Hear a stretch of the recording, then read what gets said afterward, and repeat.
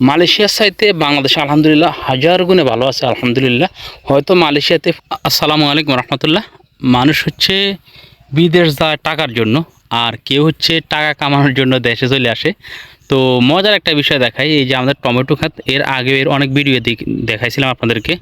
দেখেন পুরো ক্ষেতে টমেটো পেকে আছে, শুধু যে আমাদের তা না। এই যে আমাদের পার্শ্ববর্তী গাছগুলো যদি দেখাই, এগুলো হচ্ছে অন্য একজনের। এগুলো হচ্ছে পুরোপুরি পেকে আছে, ওই দিকে যতটুকু যাব সব টমেটো পেকে আছে। এখন প্রশ্ন আসতে পারে তাহলে টমেটো উঠাচ্ছি না কেন? টমেটো উঠাচ্ছি না এই জন্য, মানে আমরা উঠাইতেছি প্রতিনিয়ত, কিন্তু আমরা এত পরিমাণ কাজের চাপে আছি যে আমরা আমাদের কাজগুলো শেষ করতে পারতেছি না। দেখেন গাছের মধ্যে হিউজ পরিমাণ টমেটো পেকে আছে। আর এমন একটা সমস্যায় আছি যেটা হচ্ছে মানুষজন পাওয়া যায় না কাজ করার জন্য, মানে সব মানুষ হচ্ছে বিদেশ চলে যায় কাজ করার জন্য। এই যে এই দিকে যদি দেখাই, আমাদের এটা হচ্ছে আমাদের লতি ক্ষেত, মানে কচু ক্ষেত। এখান থেকে আমরা লতি উঠাই। তো দেখেন লতি কচু ক্ষেতের ভিতরে হচ্ছে যে পরিমাণ ঘাস জন্মাইছে, আগাছা জন্মাইছে, এগুলো পরিষ্কার করার জন্য লোক খুঁজতেছি, তো তাও পাইতেছি না।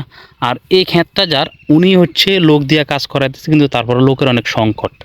তো এমন অবস্থা যে মানুষ পাইতেছি না কাজ করানোর জন্য, অথচ সব মানুষ বিদেশ চলে যাইতেছে। আমি এমনও মানুষকে জানি, এমনও মানুষকে চিনি যাদের সাথে কথা হয়েছে যে কৃষিকাজ করতো সবসময় মোটামুটি ভালো ভালো একটা অ্যামাউন্ট পেত, কিংবা দিন শেষে হচ্ছে ভালো ছিল দেশের মধ্যে। কিন্তু উনি বিদেশ গিয়ে এখন হচ্ছে কান্নাকাটি করতেছে যে বিদেশের মধ্যে আসলে অনেক কষ্ট। তো বিদেশের চাইতে দেশে ভালো, এরকম অনেক কান্নাকাটি করার মতো মানুষ পেয়েছি। তো আমরা আসলে আমাদের কাজের চাপ এত পরিমাণ বেড়েছে যে এখন আমাদের ফুল সিজন চলতেছে। তো এই কাজের চাপ কমানোর জন্য মানুষ খুঁজে পাইতেছি না, আর মানুষ হচ্ছে বিদেশ যাইতেছে কাজ করার জন্য। এগুলো হচ্ছে অন্যান্য আমাদের আশেপাশে যারা করছে তাদের। তো দেখেন কি পরিমাণ টমেটো পেকে আছে, তারাও হচ্ছে কাজের লোক পাইতেছে না কাজ করানোর জন্য, যদিও পাইতেছে সেটা সীমিত আকারে। এই হচ্ছে অবস্থা। দেখেন পুরো মাঠে টমেটো পেকে আছে, এই যে আমাদের এটার মধ্যে টমেটো পেকে আছে।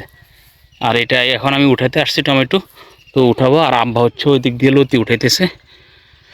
তো এই হচ্ছে অবস্থা, প্রচুর পরিমাণে ব্যস্ত এখন, আর সবসাথে ব্যস্ত সময় পার করতেছি এখন। তবে মালয়েশিয়ার চাইতে বাংলাদেশে আলহামদুলিল্লাহ হাজার গুণে ভালো আছে আলহামদুলিল্লাহ।